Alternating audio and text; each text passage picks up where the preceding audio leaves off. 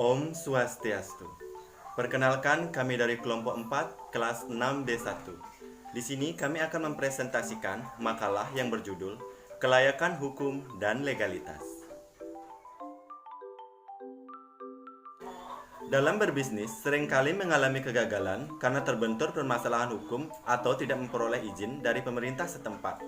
Oleh karena itu, sebelum menjalankan ide bisnis, diperlukan analisa secara mendalam mengenai aspek hukum yang harus dijalankan agar ke depannya bisnis yang dijalankan tidak terbentur dengan masalah hukum dan perizinan. Aspek hukum merupakan aspek yang pertama kali harus dikaji. Hal itu dikarenakan jika suatu bisnis sudah dinyatakan tidak layak dalam aspek hukum, maka bisnis tersebut tidak perlu diteruskan lagi untuk dianalisis menggunakan aspek-aspek yang lain. Aspek hukum mengkaji ketentuan hukum yang harus dipenuhi sebelum menjalankan sebuah usaha. Ketentuan hukum untuk jenis usaha berbeda-beda tergantung dari kompleksitas usaha tersebut. Adanya otonomi daerah menyebabkan ketentuan hukum dan perizinan di setiap daerah itu berbeda-beda. Oleh karena itu, pemahaman mengenai ketentuan hukum dan perizinan investasi untuk setiap daerah itu sangat penting untuk dapat melakukan analisis mengenai aspek kelayakan hukum. Masalah yang timbul kadangkala sangat vital di mana sebuah usaha yang sudah dinyatakan layak dari semua aspek menjadi sebaliknya. Hal tersebut dikarenakan kurangnya ketelitian dalam melakukan penilaian mengenai keabsahan atau legalitas hukum dari usaha tersebut sebelum usaha tersebut dijalankan. Rumusan masalah dari makalah ini yaitu apa yang dimaksud dengan aspek hukum dan legalitas, apa saja bentuk-bentuk dari legalitas perusahaan, bagaimana cara memperoleh legalitas perusahaan, dan apa saja manfaat dari legalitas perusahaan.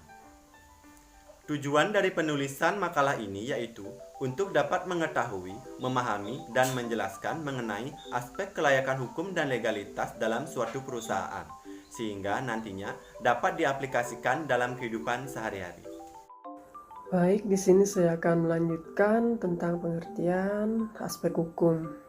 Aspek hukum adalah aspek yang mengkaji ketentuan yang harus dipenuhi sebelum menjalankan usaha. Ketentuan hukum untuk setiap usaha berbeda-beda, tergantung pada kompleksitas bisnis tersebut. Adanya otonomi daerah yang menyebabkan ketentuan hukum dan perizinan antar daerah satu dengan daerah yang lain berbeda-beda. Aspek hukum mengkaji tentang legalitas susulan proyek yang akan dibangun dan dioperasikan. Ini berarti bahwa setiap proyek yang akan didirikan dan dibangun di wilayah tertentu haruslah memiliki hukum dan tata peraturan yang berlaku di wilayah tersebut. Berikut ini disajikan jenis data, sumber data, dan cara memperoleh data dan cara menganalisis data yang terkait dengan aspek hukum tersebut. Yang pertama, jenis data dan sumber data. Jenis data yang diperoleh secara umum yaitu data kualitatif yang mencakup tentang bentuk badan usaha, izin usaha, dan lokasi pendirian proyek tersebut atau bisnis. Semua ini dapat diperoleh dari sumber ekstern seperti notaris, Pemda, departemen terkait, maupun pemerintah setempat. Yang kedua adalah cara memperoleh dan menganalisis data. Untuk memperoleh gambaran kelengkapan data, dasar dan data yang harus dipenuhi tentang izin usaha dan izin lokasi pendirian dapat digali dengan teknik wawancara dan dokumentasi. Baik, selanjutnya adalah tujuan aspek hukum. Berdasarkan aspek hukum, suatu ide bisnis dinyatakan layak jika ide bisnis tersebut sesuai dengan ketentuan hukum dan mampu memenuhi segala persyaratan perizinan di wilayah tersebut. Secara spesifik, analisis aspek hukum pada studi kelayakan bisnis bertujuan untuk yang pertama, menganalisis legalitas usaha yang dijalankan. Yang kedua ada menganalisis ketepatan bentuk badan hukum dengan ide bisnis yang akan dilaksanakan. Yang ketiga adalah menganalisis kemampuan bisnis yang akan diusulkan dengan memenuhi persyaratan perizinan. Yang keempat adalah menganalisis jaminan-jaminan yang bisa disediakan jika bisnis akan dibayar dengan pinjaman. Sekarang saya akan memaparkan jenis badan usaha. Kegiatan bisnis tidak dapat dilepas dari bentuk badan usaha dan perizinan yang diperlukan untuk menjalankan usaha. Bentuk badan usaha yang dipilih tergantung pada modal yang dibutuhkan dan jumlah pemilik. Pemilihan badan usaha didasarkan oleh beberapa pertimbangan sebagai berikut. 1. Besarnya modal yang diperlukan untuk menjalankan bisnis. 2. Tingkat kemampuan dan tanggung jawab hukum dan keuangan. 3. Bidang industri yang dijalankan. 4. Persyaratan perundang-undangan yang berlainan. Untuk memilih badan usaha yang tepat, sesuai dengan dasar-dasar pertimbangan tersebut, perlu mengetahui definisi dari badan hukum berikut bentuk badan hukum. 1. Perusahaan perseroan. Perusahaan perseroan merupakan bentuk badan usaha tanpa ada perbedaan pemilik antara hak pribadi dengan hak milik perusahaan. Atau perusahaan perseroan adalah salah satu bentuk usaha yang dimiliki oleh seorang dan ia bertanggung jawab sepenuhnya terhadap semua risiko dan kegiatan perusahaan. 2. Firma. Firma merupakan perserikatan beberapa pengusaha swasta menjadi satu kesatuan untuk mengelola usaha bersama, atau persekutuan dengan firma adalah persekutuan untuk menjalankan perusahaan dengan semakin sama bersama, memakai nama bersama. 3. Perserikatan komanditer. Perserikatan komanditer merupakan perserikatan beberapa pengusaha swasta menjadi satu kesatuan untuk mengelola usaha bersama, di mana sebagian anggota merupakan anggota aktif, sedangkan anggota yang lain merupakan anggota pasif. Terima kasih. Saya lanjut yang D, perseroan terbatas atau PT. Merupakan perserikatan beberapa pengusaha swasta menjadi satu kesatuan untuk mengelola usaha bersama, di mana perusahaan memberikan kesempatan kepada masyarakat luas untuk menyertakan modalnya ke perusahaan dengan cara membeli saham ke perusahaan. Yang E, yayasan.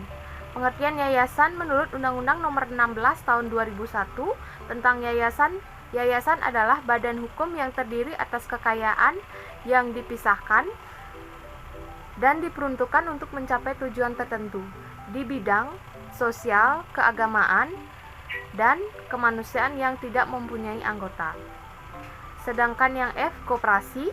Koperasi menurut pasal 1 ayat 1 Undang-Undang Nomor 25 Tahun 1992, koperasi adalah badan usaha yang beranggotakan orang-orang atau badan hukum koperasi dengan melandaskan kegiatan berdasarkan prinsip koperasi sekaligus sebagai gerakan ekonomi rakyat berdasarkan asas kekeluargaan.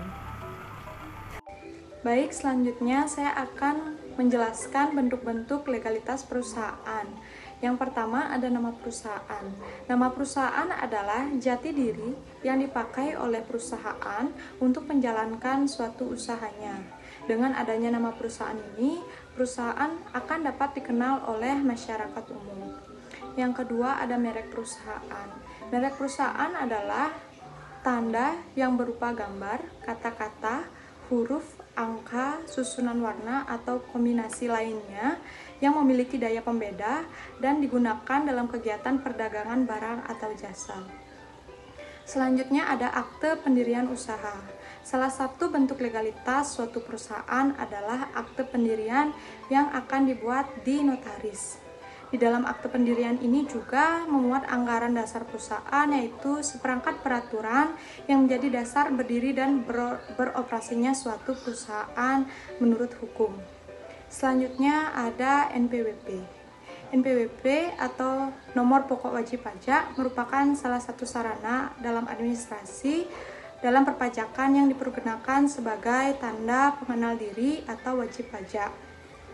Setiap wajib pajak hanya memiliki satu NPWP saja. Dan yang terakhir ada SIUP. SIUP ini digunakan sebelum mulai menjalankan sebuah usaha. Terlebih dahulu, seorang pengusaha harus mengurus izin usahanya. Salah satunya adalah membuat SIUP ini atau surat izin perdagangan. Baik, selanjutnya yaitu cara memperoleh legalitas perusahaan. Yang pertama, nama perusahaan. Nama perusahaan merupakan jati diri yang dipakai oleh perusahaan untuk menjalankan usahanya yang melekat pada bentuk usaha atau perusahaan tersebut. Yang kedua, ada merek. Menurut pasal 1 Undang-Undang Nomor 15 Tahun 2001, merek adalah tanda yang berupa gambar, susunan warna, nama, kata, huruf-huruf, angka-angka, atau kombinasi dari unsur-unsur tersebut yang memiliki daya pembeda. Yang ketiga ada SIUP, yaitu surat izin usaha perdagangan. Karena setiap perusahaan yang melakukan kegiatan perdagangan diwajibkan untuk memiliki surat izin usaha perdagangan itu sendiri atau SIUP. Yang keempat, ada izin usaha industri atau IUI.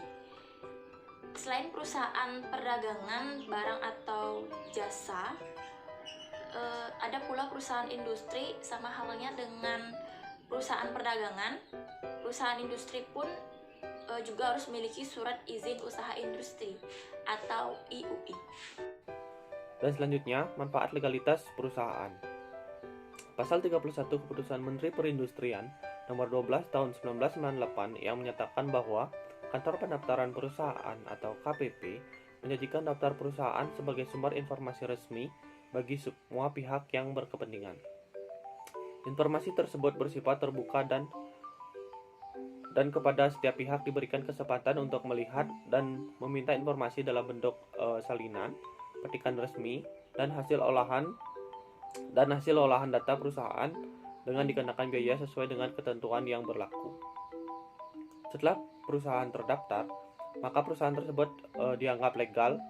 Ini merupakan manfaat dari legalitas perusahaan. Dan selanjutnya, dengan demikiannya, surat-surat izin sebagai bentuk legalitas perusahaan, maka akan diperoleh beberapa manfaat diantaranya. Yang pertama, sarana perlindungan hukum. Seorang pengusaha yang telah melegalkan perusahaannya akan terhindar dari tindakan pembongkaran atau penertiban dari pihak berwajib, sehingga memberikan rasa aman dan nyaman akan berlangsungnya usahanya. Dan yang kedua, sarana promosi. Dengan mengurus dokumen-dokumen legalitas tersebut, secara tidak langsung perusahaan telah melakukan serangkaian promosi. Dan yang ketiga, bukti kepatuhan terhadap hukum.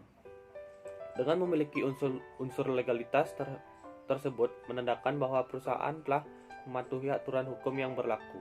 Secara tidak langsung ia telah menegakkan budaya disiplin pada dirinya. Dan yang keempat, mempermudah mendapatkan suatu proyek. Dalam suatu tender, selalu mensyaratkan bahwa perusahaan tersebut memiliki dokumen-dokumen hukum yang menyatakan pelegalan perusahaan tersebut. Sehingga hal ini sangat penting nantinya untuk sarana pengembangan usaha. Dan yang terakhir, kelima, mempermudah pengembangan usaha. Untuk pengembangan usaha pasti diperlukan dana yang cukup besar untuk merealisasikannya. Dana yang dibutuhkan diperoleh dengan proses peminjaman kepada pihak bank, dan dokumen-dokumen legalitas ini akan menjadi salah satu persyaratan yang diajukan. Baik, Kesimpulan yang dapat kami sampaikan adalah aspek hukum mengkaji tentang legalitas usulan proyek yang akan dibangun dan dioperasikan. Di antaranya ada nama perusahaan, merek, surat izin perdagangan, dan surat izin industri. Dengan demikian, dokumen-dokumen pelegalan perusahaan maka akan didapatkan beberapa manfaat, di antaranya dalam hal perlindungan dari tindakan hukum yang berhubungan dengan masalah perizinan, dalam hal promosi produk, dalam hal bukti kepatuhan terhadap hukum, dalam hal permudahan mendapatkan proyek, dan dalam hal mempermudah mendapatkan pinjaman dana untuk perluasan perusahaan maupun kegiatan perusahaan lainnya. Demikianlah presentasi dari kelompok kami. Kami mohon maaf apabila terdapat kesalahan dalam penyampaiannya. Dan akhir kata kami tutup dengan Parama Santi. Om Santi Santi Santi Om.